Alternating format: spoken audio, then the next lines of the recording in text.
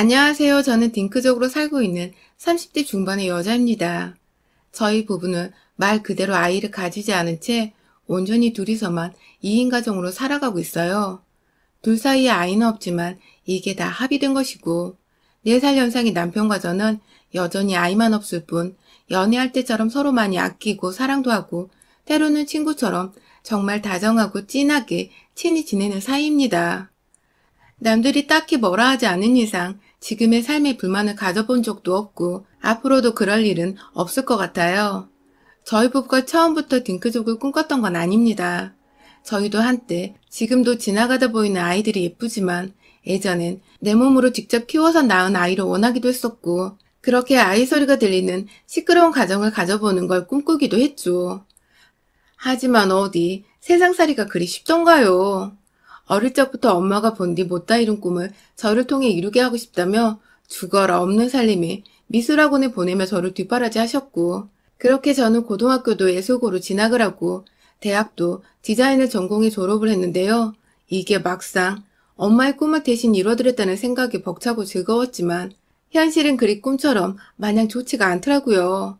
취업을 하기도 힘들고 한번 취업을 해도 열정페이를 바라는 욕 나오는 회사들은 또 어찌나 많던지. 이게 내 밥벌이로 가당키나 할까 싶었던 순간들이 여럿 있었지만 딱히 다른 것을 잘하는 것도 아니었던 저는 어쩌다 보니 울며 겨자 먹기로 제 전공을 살려 디자인 업계에서 박봉으로 하루살이처럼 매일매일 살고 있었습니다. 그러다 보니 저 하나 챙기는 일이 세상에서 가장 소중해졌어요. 매일같이 회사에서는 상사한테 죽어라 뜯겼고, 그렇게 퇴근을 하고 집에 오면 힘들어서 풀이 죽어있는 절 보며 엄마는 또 엄마라고 하소연을 하며 잔소리를 하시니 여기저기서 사람들 말 때문에 제 귀가 막 썩어 들어가는 기분까지 들었습니다. 당장에 독립은 하고 싶은데 또 그럴 만한 금전적인 여유가 없어 실행에 옮기지도 못하고 저는 제 20대를 거의 이런 식으로 매일 전쟁을 치르듯 우울하고 답도 없는 인생 마냥 살았어요. 딱 그렇게 확 아무도 모르게 거품처럼 세상에서 사라져버렸으면 좋겠다 싶던 때에 지금의 남편을 만났습니다. 제가 퇴근을 하고도 집에 들어가기 싫다는 이유로 자주 동네에 있던 구리 도서관을 이용했었는데요. 거기서 저같이 직장인인 듯 양복을 입은 딱 한 사람이 더 있었는데 그게 바로 저희 남편이었어요. 그냥 모두 다 시험 공부를 하는 학생들이나 나이 드신 어른들이 앉아 계시는 풍경이었는데 그중 눈에 띄는 사람이라 저도 몇 번 쳐다봤었고 그러다가 둘이서 눈도 자주 마주쳤는데 거의 반년 정도는 서로 인사는커녕 말 한마디 나누지 않은 채 각자 할 일을 하고는 사라지곤 했죠.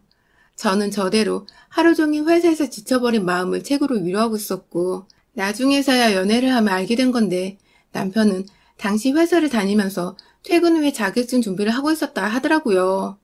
그렇게 저희는 공통분모도 없고 그냥 각자 할 일을 하려고 구립 도서관에 왔다가 6개월 정도 안면을 튼 후에야 제가 먼저 대시하면서 처음으로 대화란 걸 나눠봤습니다.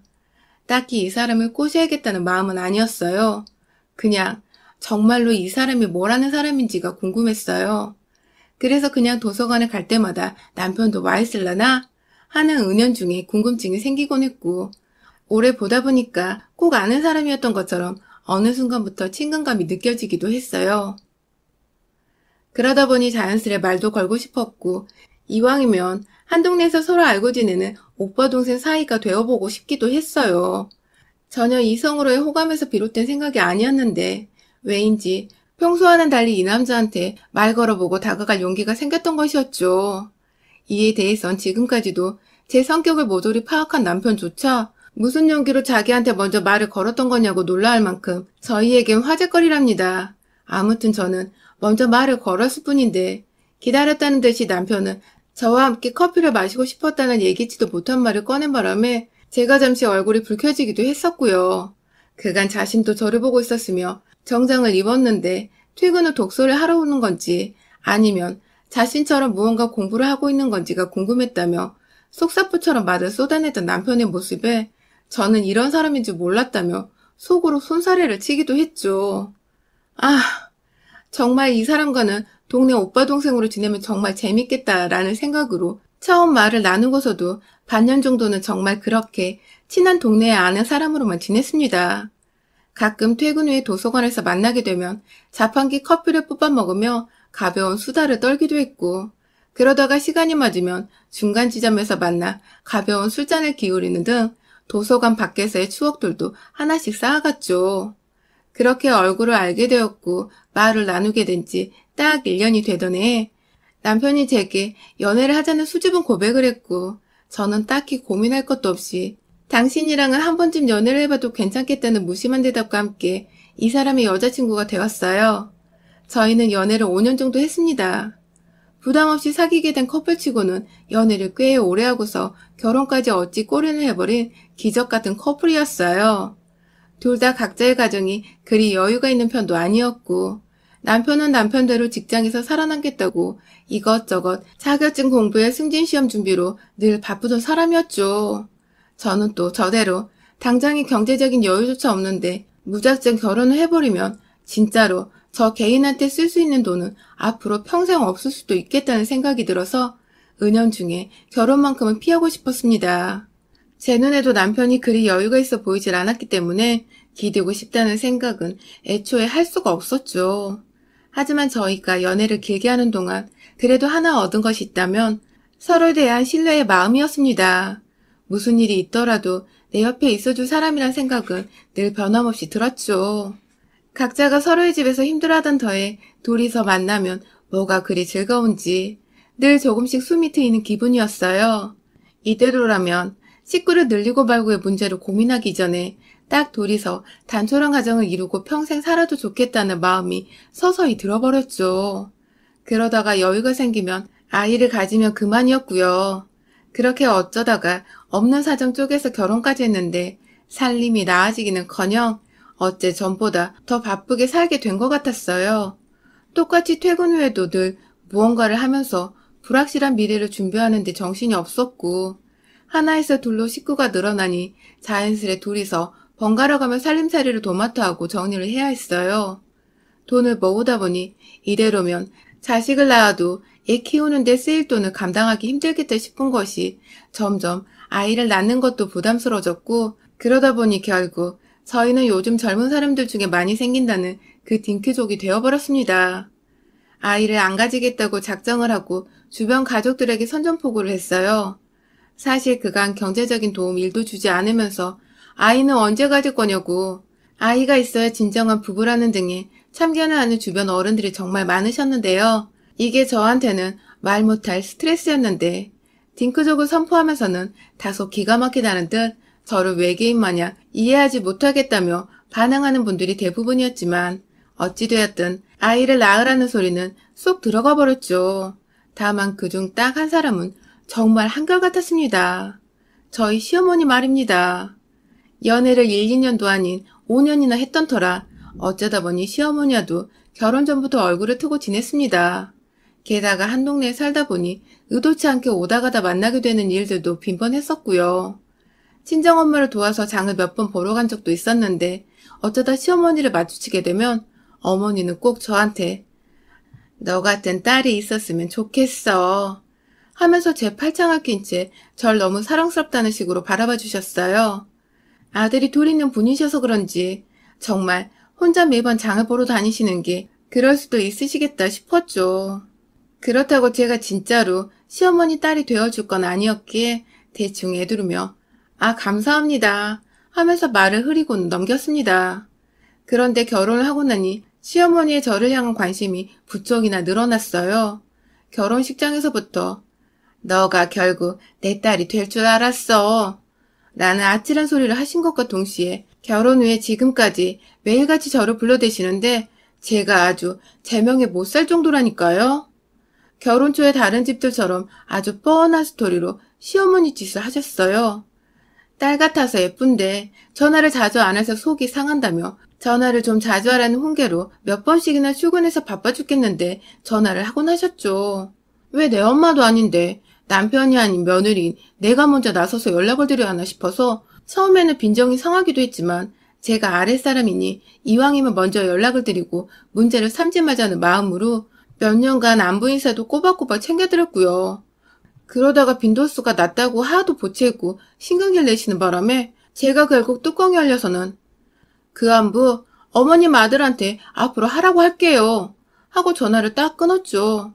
그날 남편을 붙잡아 한바탕 화를 내면서 네 부모는 네가 챙기고 내 부모는 내가 챙기자고 각자 효도는 알아서 하자고 딱 선을 그어버렸고 제 말에 동의한 남편이 그 다음날부터 시어머니께 정말 안부 전화를 드렸는데 우리 시어머니는 몇 년간 저한테 안부 전화를 받아놓으시고는 남편의 전화는 딱 하루 받아놓고는 이제부터 아들 힘들 거라며 그만 전화를 하라고 했다더군요. 네, 그러니까 그 몇 년간 안부 전화 타령을 해대며 저를 닥달하셨던 시어머니는 저를 길들이시려고 반기지도 않으면서 제 전화를 매일같이 기다렸었던 것입니다. 알고는 있었지만 이렇게 단번에 자기 아들 안부 전화는 그만해도 된다고 정리를 하시는 시어머니를 보니 열이 받을 때도 받았지만 애써 쓰는 숨을 쥐어 보이며 참았죠. 해마다 김장철이 되면 김장한다고 불러내는 것도 당연한 일이었고요.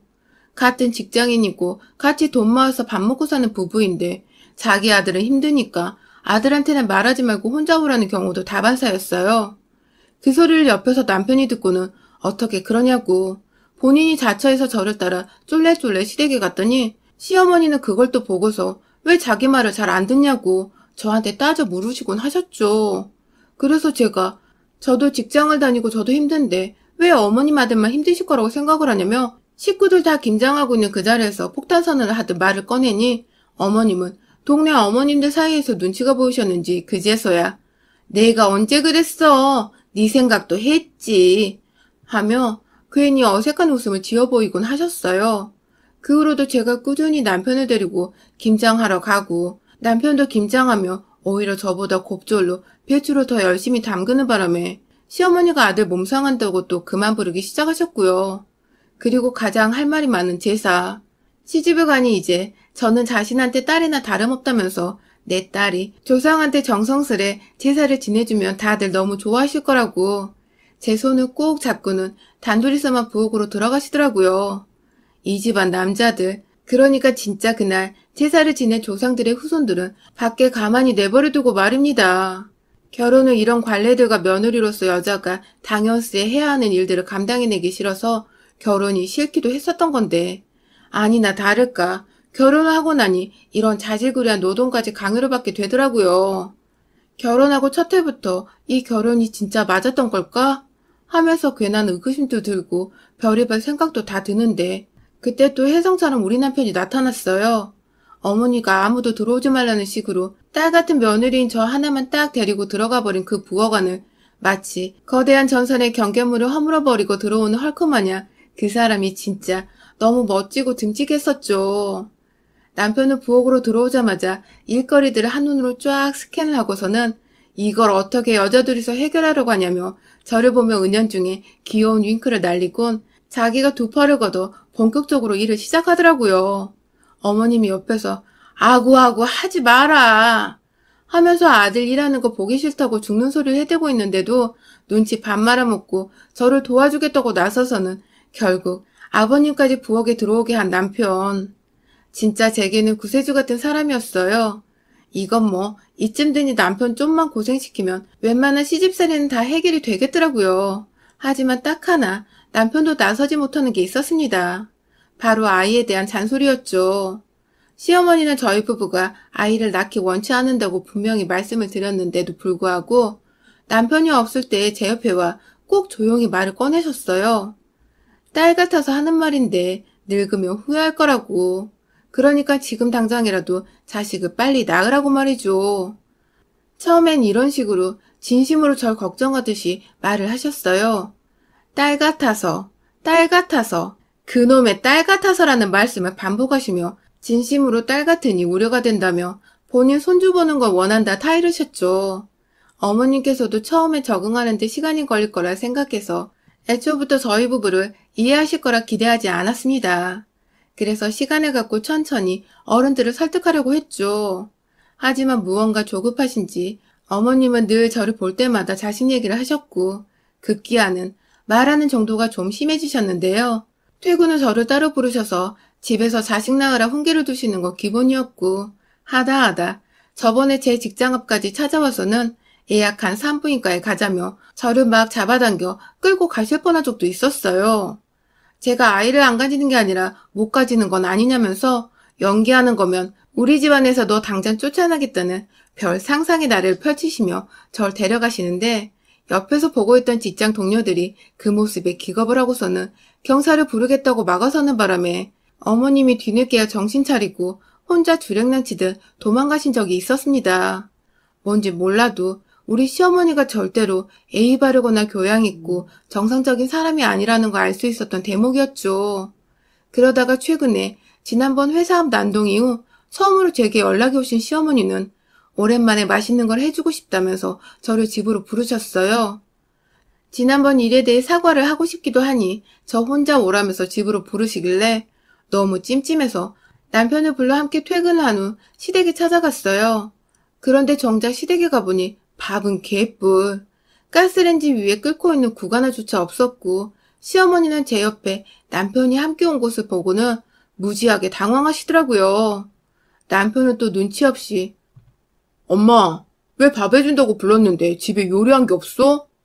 라고 무의식 중에 말을 꺼냈고 시어머니는 눈만 동그랗게 뜨고 있다가 처음부터 배달 음식을 시켜 먹으려고 했다며 뒤늦게야 배달 전단지를 막 뒤지기 시작하셨어요. 결국 누가 요즘 전단지로 배달을 시키냐며 남편이 나서서는 어플로 직접 마라탕을 주문했고요. 요즘 날이 많이 추워졌다고 남편이 며칠 동안 마라탕 먹고 싶다는 소리를 입에 달고 살았거든요. 그렇게 졸지에 며느리를 훈계하려고 또 불러냈다가 아들까지 딸려오고 아들 돈을 써서 마라탕까지 시켜 먹게 된 어머님은 또 속이 말이 아니셨는지 얼굴이 뚱해 계셨습니다. 이번에 사과하시면 제대로 받아주려 했는데 여전히 똑같은 어머님의 모습에 저도 괜히 더 열이 받고 동시에 통쾌하며 시아버님과 요즘 일 얘기, 사는 얘기 등을 꺼내며 아버님과의 대화에 집중을 했습니다. 그러다가 제가 화장실에 가려고 잠시 자리에서 일어났어요. 그런데 뒤에서 누가 절 따라 일어서는 게 느껴져 뒤를 돌아보니 어머님이시더라고요. 그리고는 저를 쫄래쫄래 따라와 결국 화장실 앞에까지 가서야 절 급히 옆에 있던 작은 방으로 데리고 들어가신 시어머니. 결국 저는 그 길로 시어머니께 생포로 잡혀버리고 말았어요. 또 무슨 소리를 해대실까 싶어서 최대한 제 귀를 틀어막고자 했는데 속살포처럼 남편을 왜 데리고 왔냐, 날 엿먹이려는 거냐 등에 본인 찔리는 소리만 해대시더니 한참 뒤에야 본론을 꺼내시더라고요. 밖에서는 마침 마라탕이 도착했다며 배달원이 문을 두드리고 있고 남편은 자기야 나와 하면서 현관으로 뛰쳐나가는데 전 시어머니한테 꼭 붙잡혀서는 작은 방에서 쥐도새도 모르게 시어머니와 마주보고 서 있었죠. 그리고 시어머니는 절대로 꺼내서는 안 될 말을 꺼내셨습니다. 또 한 번 제가 아이 낳는 것에 간섭을 하시며 나이는 곧 40인데 어쩔 거냐는 설교를 늘어놓으시다가 저희 부부가 함께 합의를 한 문제 있고 앞으로도 둘이서 알아서 할 문제인 것 같다고 말씀을 드리니 이제 방문을 나서려고 뒤돌아선 제 뒤통수를 향해 그러시더라고요. 코로나로 바이러스가 창궐하는 때에 넌 자식도 없으니 네 속에 바이러스만 잔뜩 끼고 살 거라고. 네가 바이러스 낳다 돼지는 걸 보는 게 손주 보는 것보다 빠르겠다고 말입니다. 하, 이게 무슨 악령도 아니고 어떻게 말을 이렇게 하죠? 결국 저도 심한 어머님의 악담에 수치심이란 수치심을 다 느끼면서 화가 터지고야 말았어요. 시어머니를 한껏 노려보고는 곧장 방을 나가 부엌 식탁 위에서 비닐이 벗겨진 채 먹을 준비가 다 끝난 그 플라스틱 포장 용기 안에 든 마라탕을 그대로 쥐고 작은 방으로 들어갔어요. 이걸 확 부어버리라니 시어머니는 순간 쫄아서 막 옆에 있던 침대 위 이불을 뒤집어 쓰고 마지막까지 피해보겠다고 발악을 하시는데 차마 이 뜨거운 걸 부어버렸다간 괜히 시어머니 화상을 입혀 뉴스라도 나오면 난처하니 혼자 밤새도록 치우고 닦으라고 이불 위를 포함한 오만 방바닥과 침대 바닥까지 몽땅 마라탕 국물을 부어버렸네요. 아주 온 집안에 중국 냄새가 가득한데 시어머니는 이게 무슨 일이냐고 통곡을 하고 남편과 시아버지는 밖에서 놀래 따라왔다가 제가 방구석에서 마라탕으로 난장판을 해놓고 있자 함께 놀래 입 벌리고 그대로 얼음 상태가 되어버렸고요. 그렇게 저는 구간에 든 중국 당면까지 남김없이 냇가에 물고기 풀어주듯이 하나하나 수놓아 바닥에 놓아주곤 쿨하게 그 집에서 퇴장했습니다. 아주 영영 말입니다. 저희 어머니 그날 이후 저한테 단 한 번도 전화를 안 하고 계시고요. 저번에 저희 친정어머니 말씀 들어보니 동네에 한번 마주쳤는데 혼자 뭐가 그리 겁이 났는지 막 주랭량을 쳐 도망가셨다네요. 상상 속에 저희 엄마도 자기한테 마라탕 비슷한 뭔가를 던질 거라 생각을 하셨던 모양이더라고요. 졸지에 서일정님 완벽하게 되었고 더 이상 허튼 수작 부리는 시어머니 행패를 마주하지 않아도 되어 온전히 다시금 남편의 옆에서 오로지 저희 두 사람만을 생각하며 잘 살아가는 중입니다. 이러다 또 사과하면 받아주면 얘 얘기는 자연스럽게 꺼낼 것 같아서 현재 시어머니께는 사과할 기회조차 드리지 않으려고 제 번호까지 변경을 한 상태입니다. 아휴, 그러게 왜 엄한 며느리 속을 뒤집어 놔가지고 한밤중에 집안을 온통 마라탕 범벅을 시키셨는지. 본인 입이 화근이어서 제가 뭐라 드릴 말씀이 없네요. 여러분의 생각은 댓글로 남겨주세요. 오늘도 시청해주셔서 정말 감사합니다.